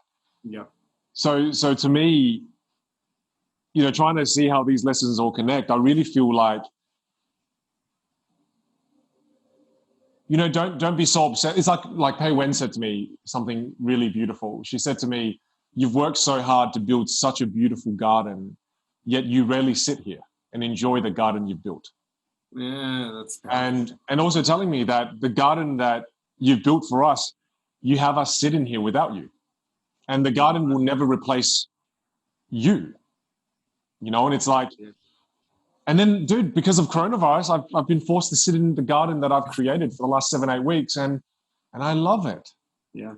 And it's the difference between blindlessly trying to achieve a dream and enjoying the ride on the way to achieving your dream. I finally can say I understand as much as I can at the age of 34 right now that everyone through my life, the phrase, "Damn it, Vin, slow down and smell the roses," has never made sense to me until this year. But all along the way, I'm like, yeah. I know, I will. Don't worry. Look, I'm smelling the roses. I'm smelling. But it was bullshit. It wasn't real. Yeah. It wasn't real until I was forced, until the world forced me to stay home and smell the roses. You know, for the first few days, I think I was still faking smelling the roses. You know, like, oh, this is lovely balance. I love this. But inside, I was like, no, awesome. Yeah, it's awesome. Love this garden. and then you know, you mourned it because you're like, oh god, smelling the roses is awful. But then at the end, after a while, you go, wow, this is what I've been missing. This is insane. Yeah, I haven't been living for such a long time, man. It's the whole concept of, are you living to work or are you working to live? Right? It's that balance. But it's also you know, you talk about the journey. Like that's just the next chapter in the journey, really, isn't it? Yeah. And this is the cool thing that I've seen even over the past 8 weeks is that you're still pursuing your legend and maybe even on a higher level, right? But you've been able to incorporate all these other bits and pieces, which again ties back to the book. Yeah. You know, like you didn't just throw it all away and then go down the path of regret. You kind of said, how do I still take the best parts of all of this, stay in alignment with the legend, but then also make sure that other parts of my legend are also fulfilled, right? Because I think your legend also started shifting, right? More towards being a dad, to be, you know, the family component. And it was also recognizing those things, because that's the other part about the journey. It's really hard to judge it in hindsight because it all had to happen to get you to the point that you're now reflecting from. You can only reflect on a journey like with this level of clarity when you're at the next point that the journey gave you. You know, like say Santiago's story ends with the crystal maker and he goes back and buys his sheep. Like that's still cool. I think you got to give context there as well, right? Because when he lost all of his money to the thief before he went on his journey, he was working at the crystal merchant, not to go on the journey to the desert, like I said before, but he originally said, stuff it, I'll just get this job, make enough money, go buy my sheep back again, and then just become a shepherd again and just go back to the way things were. Yeah. No, I was filling in the blanks there just in case one day our kids do listen to this and they're like, wait, what are they talking about? Again, because I presume that moving into the future, I just feel like with the young kids I see now, they're just not reading anymore. So trying to get these two morons talking about. Yeah. You're always straight to the point. I'm trying to give the context for the last 2 hours. Oh gosh. No, but I'm just trying to give more context. But anyway, so you were saying about the merchant. Yeah, but like that's a really interesting concept as well in terms of if you go by being like water and fluidity as a concept, like the story's still cool if he goes to the crystal merchant, gets the money, travels all that way, and then goes back and buys his sheep. You know, because you wouldn't know what else is left on beyond the other side of it. So it's still a cool story. Unknown unknowns. Yeah. And there's a bit in there that also really sticks out to me in terms of that concept of how much we're striving. You know, like in this, there's the glorified aspect of obviously him going on the quest for the treasure. And we all relate to that because internally we all have this drive. You know, we love it in every single movie, the person going against the odds. But one level. Yeah. Right, it's still levels, right? It's still a pretty cool story. Getting robbed in Africa after traveling when you were meant to be a priest. You go and somehow transform this crystal merchant's shop into something amazing, and then you go back and buy your sheep. Still works pretty well. Well, and I think also no one knows your story. And then the fact that even if you did go back and buy those sheep, that's not the end of that story. That story continues. I think the inspirational part about that is that no matter where your story is right now, it's not the end of the story. No. You can start a new chapter next week. Now. Yeah, you can start it now. And I think, and then this is what I say often. I've made a few videos about this. Is in that I think I hope people realize that, you know, the author wrote this story. And he held the pen, and you are the author of your story, and you hold the pen. But I think there are times in life, Ali, where we give our pens to maybe our partners out of love, thinking that if I love this person, I'll give them my pen so they can write my story. No, that's not love. I think what we've learned from this book is that love is the other person writing their story and supporting you in writing your story as you support them in writing their story. You know, and I think don't forget that you are the author of your own story and that you're the one holding the pen. And if you've given your pen away, just grab it back and write your own story. Do you know what's interesting with this? I'm not sure if you know the backstory, but when he wrote the book, no one read it for 20 years. He had a really rough upbringing too, right? He could not find anyone to read it. So it's interesting, this story nearly represents his whole life as well, because I think now it's sold 150 million copies or something. Wow. But it sat there dormant for ages, you know, really similar to the lessons that he was writing about. Yeah.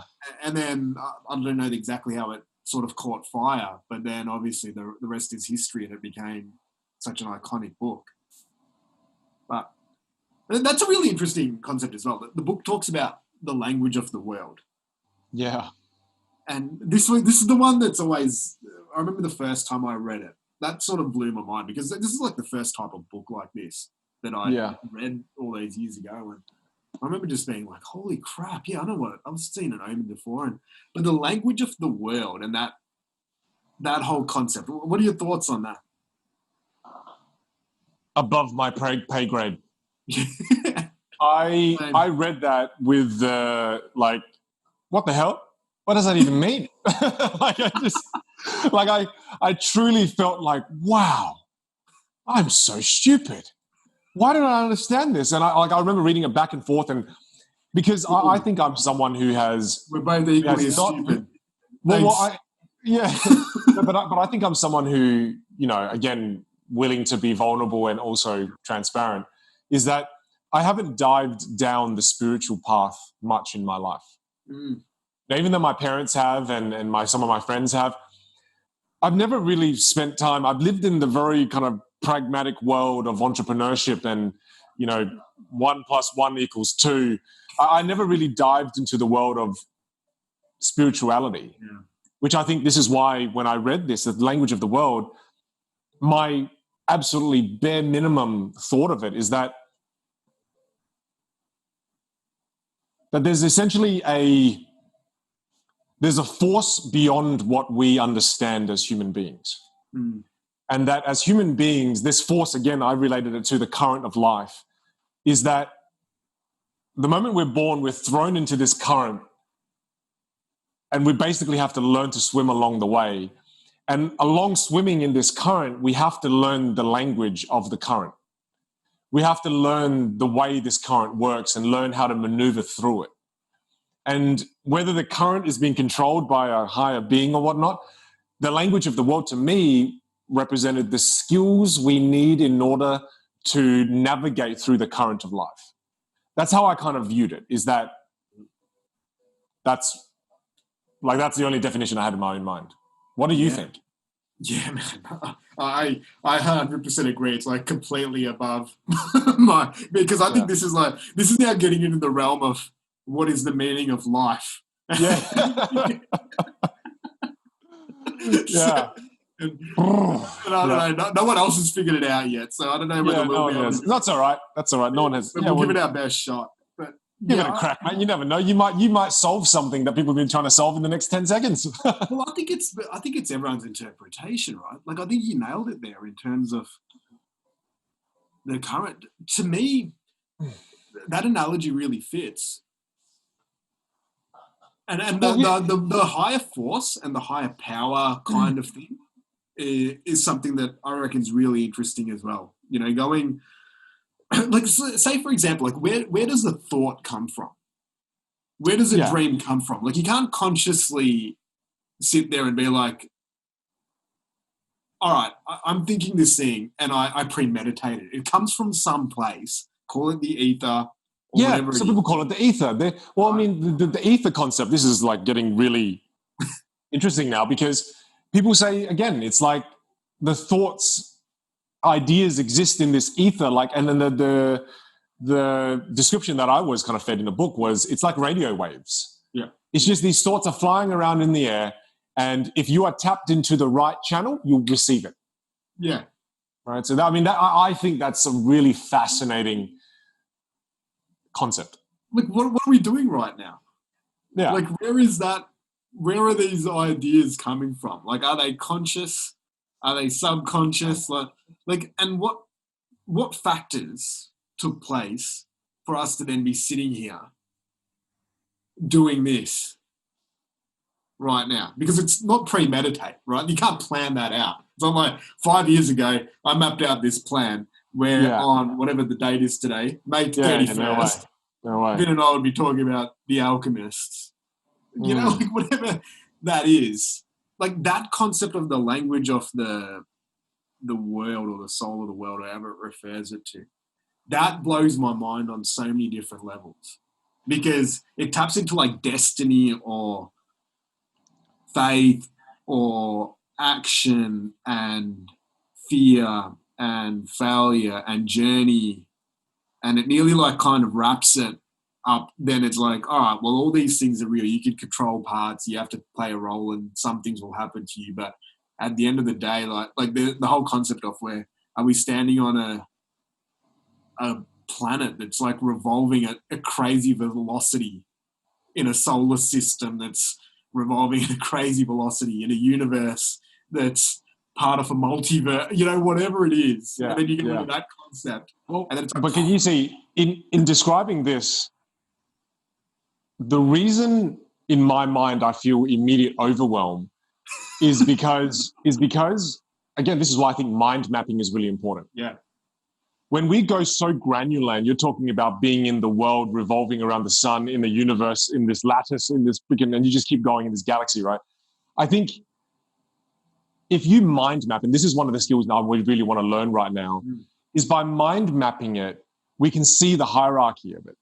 And when we have these discussions, the more granular you go, the more overwhelmed you feel. It's like if I went to you as a CEO of your company, and I said, currently right now, Ali, I'm doing a marketing campaign, and I gave you all the granular information, you can't make great decisions. You can't give me insight.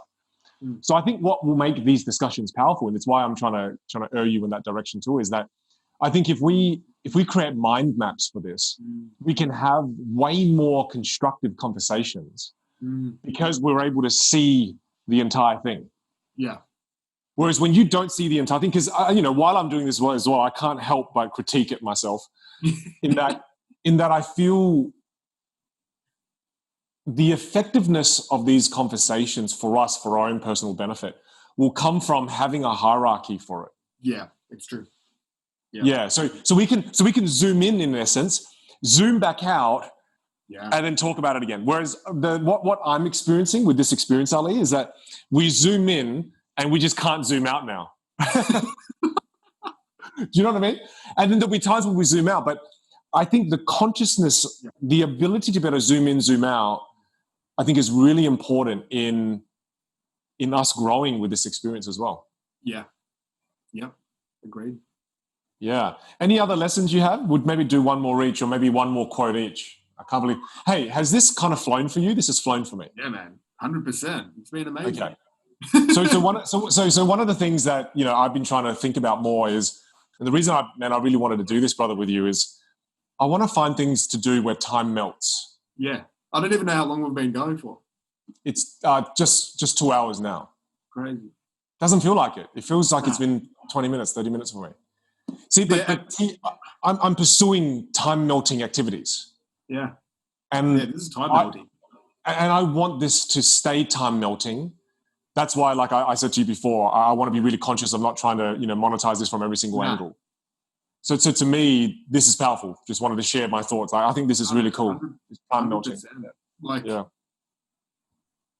Well, to me, the thing that's just stood out is it's added so much more learning. Like, I will never now forget any aspect of this book. Because we cemented it. I've read it 5-10 times.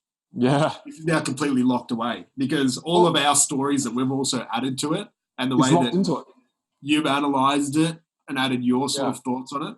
Like, literally, when I read this the next time, there will be 4 or 5 extra dimensions of meaning to the book. It's now like embedded. It's probably the first book or second book that I could say that I've truly studied. And, I can't keep going back to this. And I think it's just, I have this irrational fear of dying. But imagine one day our kids read The Alchemist. Yeah. How cool will it be for them to listen to their parents talk about a book they've just read? And they're sitting there, they'll be like, I thought the same thing. Or, wow, my dad's a dumbass because the answer to life is just this. Yeah. It's like, again, I just think that I can't help but think how exciting it is for them. They'll probably think it's boring. It's so cool to see both of our different perspectives on how we interpret it. That's the coolest part about this. That is really cool. And then to think that how many other different interpretations there are in the world. Yeah. And like when people watch this, I guarantee you they'll be adding their own comments to it. And you know what my biggest hope is, and again, it's I promise this is not me trying to monetize it. Yeah. But it's like, wouldn't it be amazing to be doing something like this that promotes learning? Yeah, for sure. Learning in young people, learning in older people. Wouldn't it be amazing to be the spark that gets people to then go, you know what? Stuff it. I'm going to go buy the book. Oh. And then they buy the book, they read it. They have all these crazy realizations of their own. And as a result, the ripple effects happens in their life, in their family, in their community, in their state, in their country, in the world, right? That's why there's a huge factor of that makes it super exciting for me, is that can we gradually become good enough to be a spark that ignites the world, right? That would be the coolest thing ever. Yeah. Man, I think I'm hoping there's stuff in here that inspires, like, especially, like, I'm thinking about our kids. I hope it does inspire our kids to read the book. Like, that would be the goal. To me, if that's all that we do, we've won. That's, like, how cool would this be in like 15 years' time? To send liquid gold. I think you and I have to create a joint Dropbox or something, and then host it and continue to pay for the rest of our lives, so we never lose this stuff. Yeah, it gets sent. Like, for them to get their cash, they have to watch all of our videos. Yeah, and there's a quiz. There's like this brilliant quiz that if you don't answer these correctly, no money for you. That's right. You get a percentage based on how you answer as well. This is brilliant. Dude, we have just cracked how to transfer wealth to the next generation. Yeah. We've just us enforcing our personal legend onto our children. Yeah. So welcome to challenge 433. Only 4,000 more to go. Okay, so is there another line that you have that really stood out for you? I've got one here.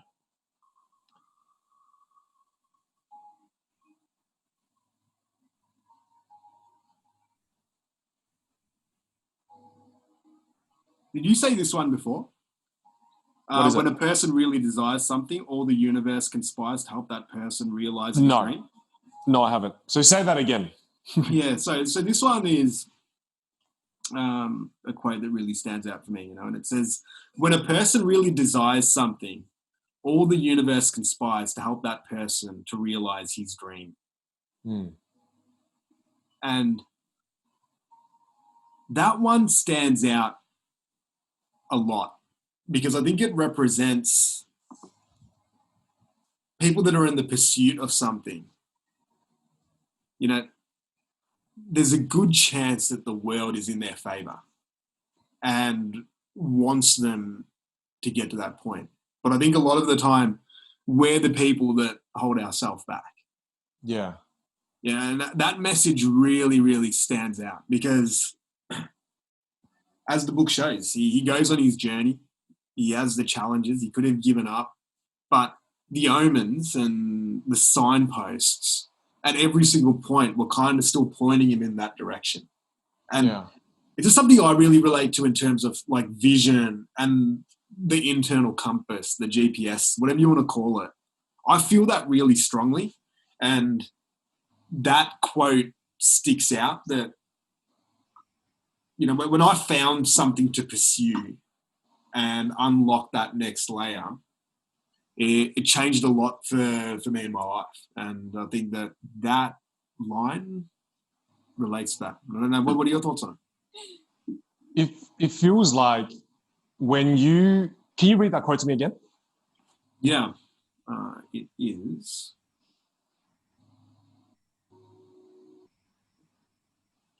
When a person really desires something, all the universe conspires to help that person to realize his dream. Yeah, I do remember this. And see, my immediate reaction to it is when you follow what it is that you want to do, again, relating to the internal actions, it has a gravitational external impact. Right? Is that when we always try to impact the external world with external actions. And I think what that quote reveals to us, and this book reveals to us time and time again, is that the only way to impact the external world is through internal correction or internal improvement. Or internal, like following your internal desires. So it's like, I think we have it the wrong way around in that we always think, I want my business to be better. Damn it, why can't my employees be better? Why can't they be better? Why can't they be better? I think we always think the most impactful way to have influence is external actions. But that quote reveals that the world will fall at your feet if you pursue what you love, meaning it's almost like you will have the ultimate influence over the world, or the world will come to help you the moment you realize it starts with you. Yeah. Stop waiting for, and I think it relates again to stop waiting for people to come save you or come help you or come be your hero. And it's that you're your own hero and the world will amplify that epicness of you. Got this question for you, right? Yeah. When you were going on your journey of becoming a speaker, did you have any moments that kind of felt like that? Where it's like you've done all the work, you've planned, you've prepped, but just that unexplainable thing kind of happens where it's just like, all right, there's that thing that I needed that just happened that took me to the next level. How I met my manager. Yeah. So what I did was I always have the philosophy of Steve Martin is his quote is one of my North Stars, not him as the person, but just one of his quotes. And it's the whole concept of be so good they can't ignore you. So while I was in Adelaide building my keynote speaking career, I just worked on getting better and better and better and better. Forget everything else. Just try to get better and better and better and better and better. And then I felt like I was good enough. And then I sent out 20 plus emails to bureaus all around the US. No one replied. If any replied, it was a generic email of, hey, we're not looking for speakers right now, but when we are, we'll let you know. And this one person named Karen Harris replied. And she was like, hey, I watched your TEDx video. You spoke a little bit fast, but you've got something. You've got something. And I want to see you in action live.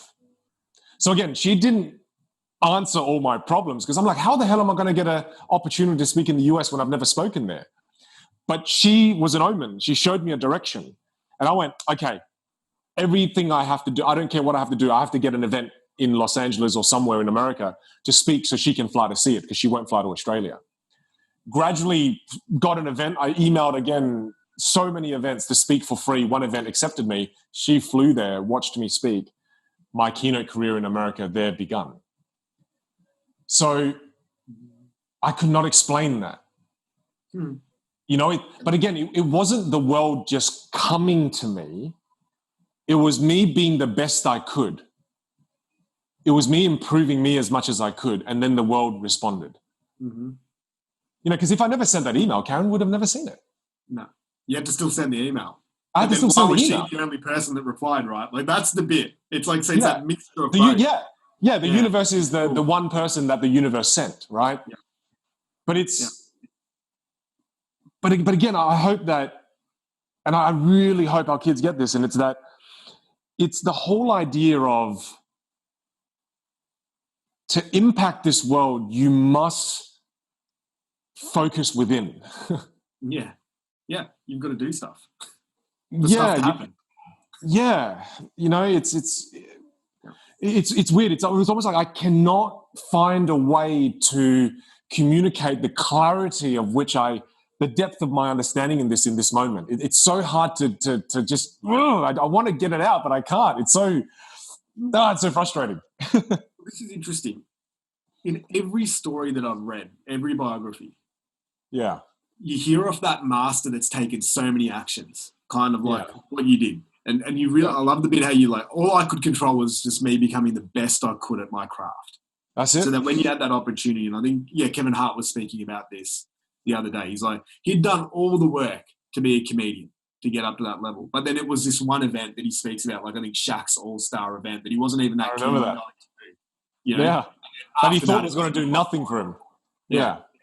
And it just went there. Like Michael Jordan he has this shot in 1984 when he's playing college basketball to win the championship game, makes the shot. But it's because he'd taken 100,000 millions of shots, prior to that moment. But he hits that shot and then he's like, I believe now that I can do this.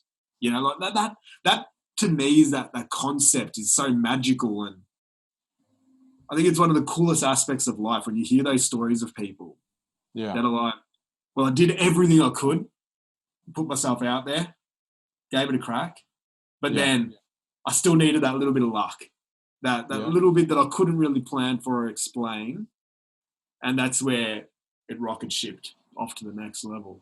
It's really, really cool concept, and maybe a lot of us, we don't do enough of the work, but we want to rocket ship. Yeah. Might be something in that. Well, I think also because in the world we live in today, we no longer really value mastery. I think we live in a world now where good enough is good enough, where we forget mastery has its own league. And I think if anything, it's just reminding people that mastery will never lose its value. It won't. I think it's the ultimate form of value is when you master something. It's very powerful. Yeah. But I think what you just said connects with this last one that I want to say, right? And it's a bit long. It's like 2-3 sentences, but it's before a dream is realized, the soul of the world tests everything that was learned along the way.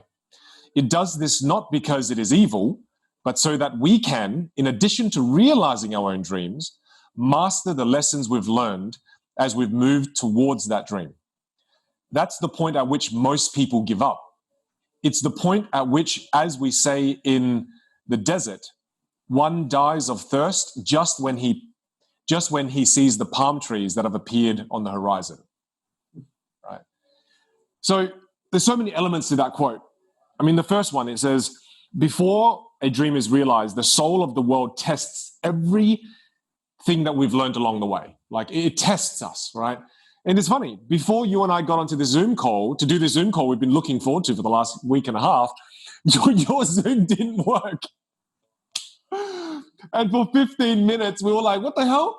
Zoom works all the time, and it just didn't work for us, right? Didn't want this to happen. Yeah. And tell me, right, while that happened, how much did that dampen how you felt? Like the frustration, like oh man, what? Yeah. It's unbelievable, right? Well, imagine if we didn't know each other. Yeah. And we had an hour time slot. Would have rescheduled. 25 minutes trying to get Zoom to work. Yeah. Well, I probably would have read that as, you should have checked this before. You didn't respect me. I'm out of here. Yeah. Well, I still felt that with you anyway, Ali, but anyway. Yeah. I was like, this bastard. Oh, my God. But I think what that tells us is that if that is the way of life, is that, like, let's just say the soul of the world is a thing, whatever it may be, we're not able to define it right now, but it's, before a dream is realized, it's going to test you. Mm-hmm. So if you just take that as being, okay, that is what happens in life, then it changes the way you view these obstacles. Yeah. It's like these obstacles, they're there because this is what happens. It's not, why is it happening to me? Oh my God, why is this? Why? We go, no, this is here for me. This is here so that I learn, so that I grow, so that this is what makes the journey beautiful. Because imagine it was like, I want to get paid 30 grand as a keynote speaker. Oh, I've done it. Oh, that's amazing. Oh, well, I want to be now a really amazing podcaster like Joe. Oh, what the? Ali, we've done it. It took 4 seconds. Wow, this is amazing. Woohoo. I want to be I'm already a good dad. I'm already an amazing dad. Oh, shit. I think there's a huge danger in that. Yeah. Because when that happens, Ali, you won't want to live. I actually believe that. Yeah. I think if I could snap my fingers it's why people who win the lottery fall into deep depression, is because I want a Ferrari, I'll just buy it. I want a mansion, I'll just buy it. Oh, whatever I want, I can just buy. Then the excitement of life has diminished. Mm. I don't know. I think obstacles are, as bitter as sometimes they feel, it's what makes life wonderful. I love the bit that you touched on there, that before you taste that fruit, it's inevitable that you're going to have to face that challenge. Yeah. I think that's such a valuable concept that, I didn't even think about it like that you've just tapped into there, is that we over-dramatize the challenge. Yeah. And then we end up bailing when it's obviously inevitable. Like, if you look at that as such a fundamental lesson out of this book, it's like we should have just known that the Zoom wasn't going to work. We were trying something new. There's no way we were just going to happen. To start. You know what's going to happen? No, what's going to happen now is we didn't press record. For the first time ever, both computers will shut down and delete the recording. So we'll have to go. Yeah.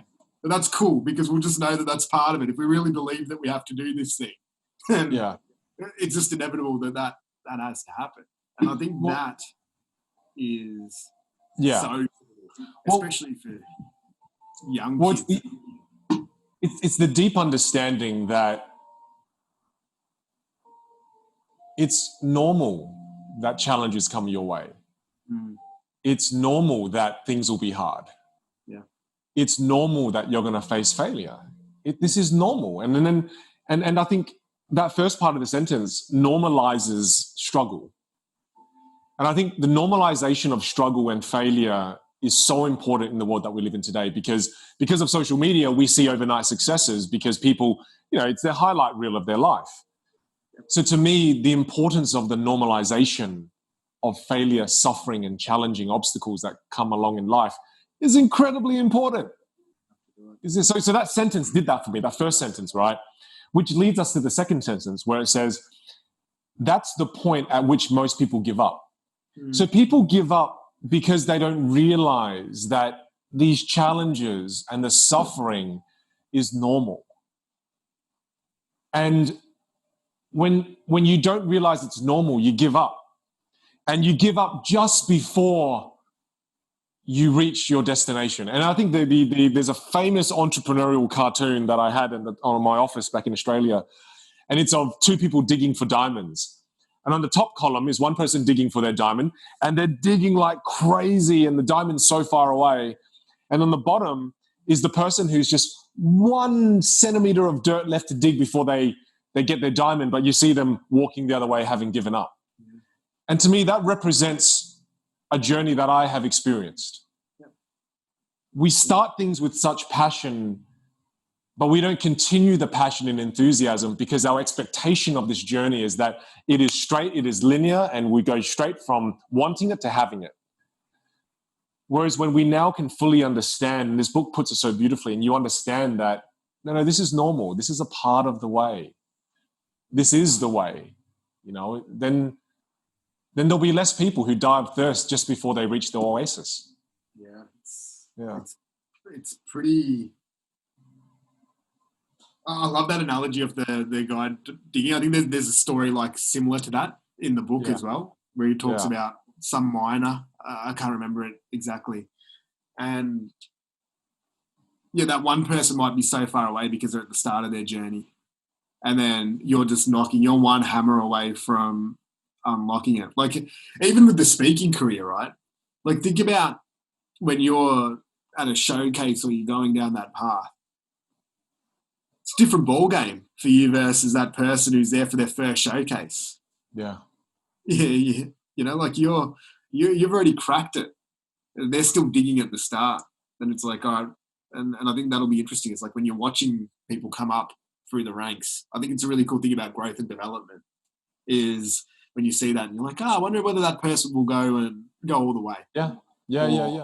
And we see entrepreneurship space all the time, right? Like look at Facebook. How many Facebook pages are set up with a domain name and nothing? Yeah. And there's that little percentage that sort of go out and then they pursue it. I just saw that while looking up podcast names that I wanted to create and buying domains, and I realized there's so many domains that have one podcast. There are so many, and which was 5 years ago. And to me, the reason why there's these web pages with just one podcast or 3 they've given up is because they don't realize that, well, to them, the obstacles are no longer bring them any joy. And they're like, this is an insane thing to say that obstacles bring us joy. But I think the more we read, the more we learn, the more we build our minds and our brains, the more we start to change the way we view obstacles and lessons that come to us in life. And I think the sooner you change that, the sooner you can remain enthusiastic throughout the journey. Otherwise, everyone starts the same. Everyone starts enthusiastic. Yeah. But those that maintain enthusiastic, they maintain that enthusiasm. They're the ones that have made that mental switch in their head that, challenges are the way. Obstacles are the way. They get that. They go, okay, makes sense. And then you actually enjoy the journey. Yeah. As opposed to, because here's the reality, Ali, I've met many speakers who've made it as speakers, but are completely miserable. Yeah. Because they've suffered the entire journey, right? And part of that is my journey, is that you've suffered all the way through it because every challenge was like, damn it. Like you get so upset, so angry that you take all the joy out of it. And once you find the diamonds, you're not enjoying them. Yeah. Ooh. The diamonds isn't the thing. It's the digging you got to start to really fall in love with, right? Yeah, well, that's such a powerful point. Because I think on that one, I can't remember where I was reading it or where I heard it, but they're like, to find out what you're truly passionate about is that. It's like, what's the thing that you're willing to keep doing even when it's shit? Yeah. and that you do cop those challenges, because that might, for people out there that are maybe thinking, well, how do I go find my personal legend on my journey? And I think the answer probably lies is that the thing that you're pursuing, where without even knowing it, you're just willing to keep rocking up and to cop the challenges and the failures, but you still go there every single day, and you've done that for a longer period of time than you have done other things. It's probably likely that that's also the thing that you're amazing at, or that your unique strength is, or whatever it is. It might be aligned to the personal legend as well. But before they can even take the cops and take the hits, they have to reframe and understand that the challenges is a part of the journey, that they have to normalize failure and normalize setbacks and normalize all of these negative things that you endure along the way. I think the sooner you reframe that, the longer on the journey you can last. Yeah, for sure. Right? Without getting bitter and hating it, I think that's a really important thing. And to sum this up nicely, man, it's part of the reason why I want to do this, and I'd love to hear what your thoughts are too, but the part of the reason why I want to do this is I really do want to see less people dying of thirst as they see the palm trees on the horizon. I think knowledge is what helps us open up our minds so that we can begin to change behaviors. Right?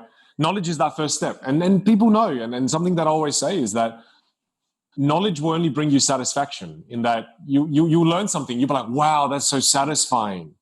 Oh, I know it now. But it's the application of knowledge that brings fulfillment. Yep.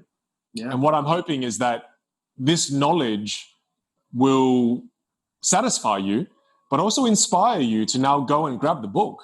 Yeah.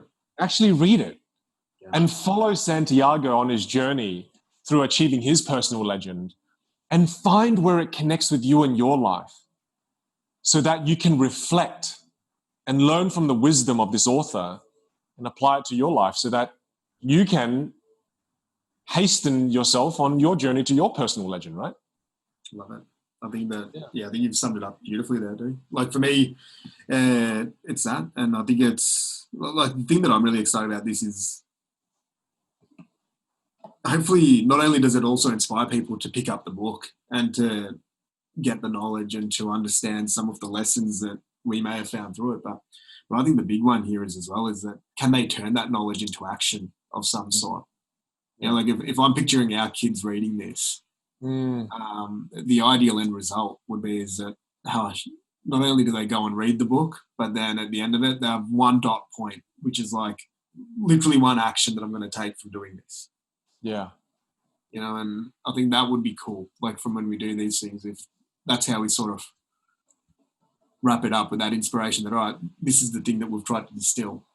Yeah. But is there one thing that it's driven you now after listening to it that says, all right, I'm actually going to now actually do something with it? And it might even just be as simple as getting the book is step one. But for others, it might be, all right, I'm going to change that life. I'm going to change that relationship. I'm going to start that project, whatever it is. That'll be pretty cool. Great way to sum up the first episode ever that we've done.